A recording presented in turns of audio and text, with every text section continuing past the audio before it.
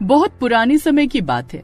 रामपुर गांव में रानू मंडल नाम की एक औरत रहती थी। उसका पति बेचारा काम की वजह से दूसरे राज्य में रहता था। रानू मंडल के 3 बेटे अजय, विजय, दिनेश, 3 बहुएं मीना, रीता, कविता और उसकी 2 बेटियां पायल और पूनम थी। रानू मंडल पैसों की बहुत लालची थी और उसे हमेशा ही सजना संवरना अच्छा लगता था। एक रात रानू मंडल मेकअप कर रही थी। मुझे लगता है मुझे आईना देखना छोड़ देना चाहिए, क्योंकि मैं जब भी खुद को आईने में देखती हूँ मुझे अपनी खूबसूरती पर घमंड हो जाता है। इतने में वहाँ पर रानू मंडल की दोनों बेटियां और 3 बहुएं भी आ गई। माँ, ये सोने का वक्त है, सोने से पहले इतना ढेर सारा मेकअप कौन करता है? अभी तो पिताजी भी यहाँ नहीं है, तो फिर इतना सारा मेकअप किस लिए? तुम सब मेरी खूबसूरती से जलती हो। तुम सब चाहती नहीं कि मैं खूबसूरत दिखूं। मैं मेकअप तुम्हारे बाप को दिखाने के लिए नहीं करती। लेकिन सासू माँ, अगर आपको सोने से पहले मेकअप करना ही है तो हल्का फुल्का करना चाहिए था। इतना ज्यादा मेकअप करके अगर आप सोओगी तो सारा मेकअप तो बर्बाद हो जाएगा, फिर फायदा क्या हुआ? मैंने तुझसे तो पैसे नहीं मांगे ना, मुझे मेकअप करने दो, डिस्टर्ब मत करो। सासू माँ, आप हम पर तो ध्यान ही नहीं देती, कम से कम अपनी दोनों बेटियों पर तो ध्यान दीजिए। तुम लोग जाती हो या बेलन उठाकर मारूं तुम सबको। शादी की टेंशन ना लो, कल पंडित जी आ रहे हैं एक रिश्ता लेकर पायल के लिए। रानू मंडल ने अपनी बहू बेटियों को वहाँ से भगा दिया। रानू मंडल अपने अलावा किसी की नहीं सुनती थी। उसका सारा ध्यान हमेशा खुद पर ही रहता था। मेकअप करने के बाद रानू मंडल के पति ने उसे फोन किया। कैसी हो रानू? अपना अकाउंट चेक कर लेना, मैंने इस महीने के पैसे भेज दिए हैं। मैं तुम्हें ही फोन करने वाली थी। तुम तो जैसे घर का रास्ता ही भूल गए हो, और वैसे भी मुझे तुम्हारी कोई जरूरत नहीं है, लेकिन कम से कम पैसे तो ढंग के भेजा करो। तुमने सिर्फ 50,000 भेज दिए और अपनी जिम्मेदारी से छुटकारा पा गए। मुझे कल तक 5 लाख रुपए चाहिए। मेरा मेकअप का सारा सामान खत्म हो गया है और सारी साड़ियां भी पुरानी हो गई हैं। कल पायल को देखने लड़के वाले आ रहे हैं, मैं क्या ऐसे ही उनके सामने जाऊंगी? शादी पायल की है, तुम्हारी नहीं है। मुझे कुछ नहीं पता, मुझे बस पैसे चाहिए तो चाहिए। इतना कहकर रानू मंडल ने फोन कट कर दिया। उसका पति बड़ी मेहनत से पैसे कमाता था, सारे पैसे घर भेज देता था।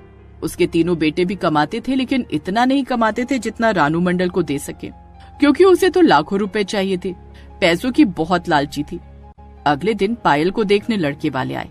पायल जल्दी से तैयार हो गई और चाय नाश्ता लेकर बाहर आ गई। अरे पायल बिटिया, कैसी हो? मैं ठीक हूँ पंडित जी। अरे बिटिया, तुम तो चाय नाश्ता लेकर आ गई, लेकिन तुम्हारी माँ कहाँ रह गई? तुमसे पहले तो उन्हें आना चाहिए था। मैं अभी उन्हें बुला कर लाती हूँ। इतना कहकर पायल वहाँ से चली गई। पायल अपनी माँ के कमरे में गई तो देखा कि उसकी माँ मेकअप करने में लगी हुई थी। माँ, अगर आपका मेकअप पूरा हो गया हो तो बाहर चलिए, पंडित जी आपको बुला रहे हैं। तू तो हमेशा मेरे मेकअप से जलती रहती है, बस थोड़ा सा लश्कारा लगा लूं, आती हूँ। थोड़ी देर बाद पायल अपनी माँ के साथ बाहर आ गई। पायल की माँ को सब लोग देखते ही रह गए। लड़के के पिता दीनानाथ ने उससे कहा, बहन जी, इस उम्र में भी आपने अपने आप को बहुत फिट रखा है। आपको देखकर कोई नहीं कह सकता कि आप पायल की माँ हो। इतने में दीनानाथ का बेटा भी रानू मंडल की तारीफ करने लगा। पापा ने बिल्कुल सही कहा आंटी, अगर आप अपने बालों को कलर कर लें तो कोई भी जवान लड़का आपसे शादी करने के लिए चुटकी में मान जाएगा। इतना सुनते ही रानू मंडल खुशी से गदगद हो गई। अब वो पायल की शादी के बारे में पूरी तरह से भूल गई। ठीक है पंडित जी, हमने लड़के को देख लिया है। आप मेरे पास कल आइए, मुझे आपसे जरूरी बात करनी है। बाकी की बातें हम कल ही कर लेंगे। ठीक है बहन जी, मैं कल आता हूँ आपके पास। अगले दिन पंडित जी रानू मंडल से मिलने आए। तो बताइए बहन जी, कब की तारीख तय कर दूं मैं आपकी बेटी की शादी की? आप पायल की शादी की बात छोड़िए। आपको याद नहीं कल उस लड़के ने क्या कहा था? उसने कहा था कि मुझसे कोई भी लड़का शादी के लिए मना नहीं करेगा, तो क्यों ना मैं इस मौके का फायदा उठाऊं। अपनी खूबसूरती का फायदा तो मैं उठा ही सकती हूँ। सासू माँ, ये आप क्या कह रही हैं? कम से कम हमारी ननद के बारे में तो सोचिए। तू चुप कर, तुम सब तो वैसे भी मुझसे जलती हो। मैं तुम लोगों की एक नहीं सुनने वाली। पंडित जी, आपको सिर्फ पैसे से मतलब है ना? पैसे आपको मिल जाएंगे, बस मेरे लिए कोई बहुत ही अमीर लड़का ढूंढ कर लाओ जितनी जल्दी हो सके। खैर, पंडित जी का तो काम ही था शादी करवाना। रानू मंडल पैसों की लालची थी, इसलिए उसने खुद के लिए अमीर लड़का ढूंढने को पंडित जी से बोल दिया।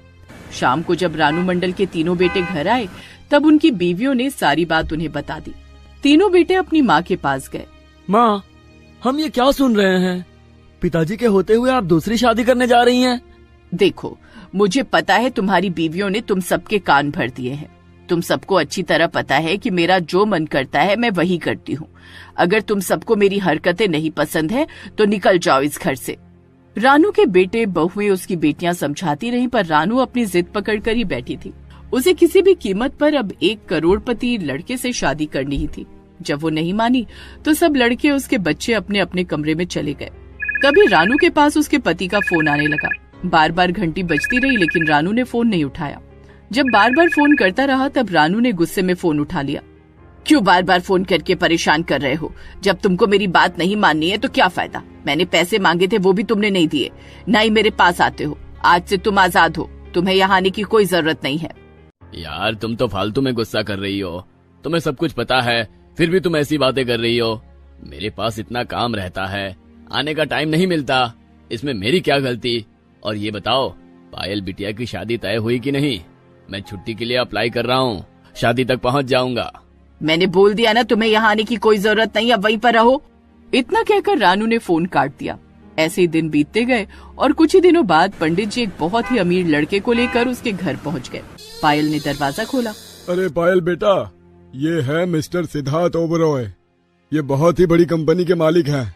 पायल समझ गई कि वो लड़का उसकी माँ को देखने आया है। खैर, पायल भागकर अपनी माँ के कमरे में उसे बुलाने के लिए गई। रानू सजने संवरने में लगी हुई थी। माँ, पंडित जी तो सच में लड़का लेकर आ गए। ये क्या, आपने अपने बाल बिल्कुल काले कर लिए? अगर उसे पता चल गया कि आपकी उम्र ज्यादा है तब क्या होगा? ये नहीं सोचा आपने? इतने में वहाँ पर उसकी बहुएं, पायल की दूसरी बहन और तीनों बेटे भी आ गए।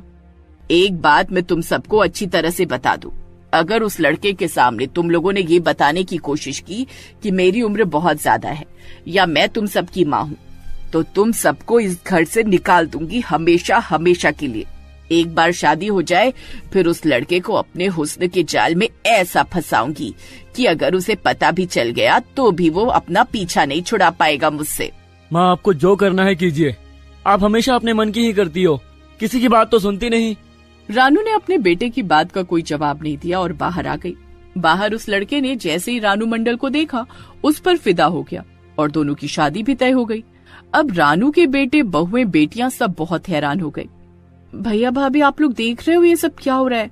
अभी तक मेरी शादी की बात चल रही थी और माँ खुद की शादी फिक्स करके बैठ गई।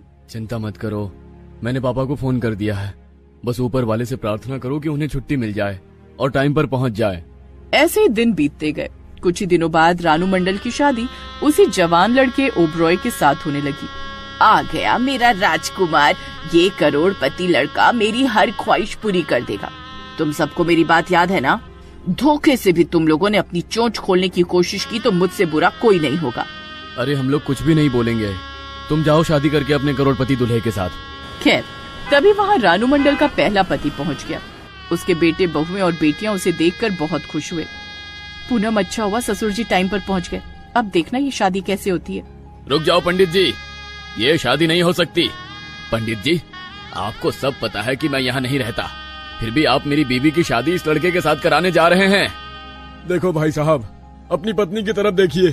ये पागल थी अमीर लौंडे से शादी करने के लिए। आखिर ये सब क्या हो रहा है रानू? कौन है ये आदमी? देखो बेटा, मैं तुम्हें कुछ नहीं कहूँगा। मेरे बेटे ने तुम्हारे बारे में मुझे सब बता दिया है। तुम्हारे साथ भी धोखा हो रहा है। जिस औरत से तुम शादी करने जा रहे हो ना, वो मेरी पत्नी है। तुम अभी जवान हो और जिससे तुम शादी करने जा रहे हो उसकी उम्र 50-60 साल की है। अरे तुम्हारे बराबर के तो इसके 3 बेटे हैं। ये देखो, तुम्हारे सामने खड़े हैं। इसने जो बालों पर कलर लगा रखा है ना, इससे तुम धोखा खा गए। चेहरे पर इतने ढेर सारे मेकअप थोप रखा है। ये सारा कमाल मेकअप का है। अगर अभी इसका मेकअप उतार दिया जाए तो सारी झुर्रियां बाहर आ जाएंगी। क्या? हाँ, अगर यकीन नहीं आता तो अभी इसका मेकअप उतार के दिखाता हूँ तुम्हें।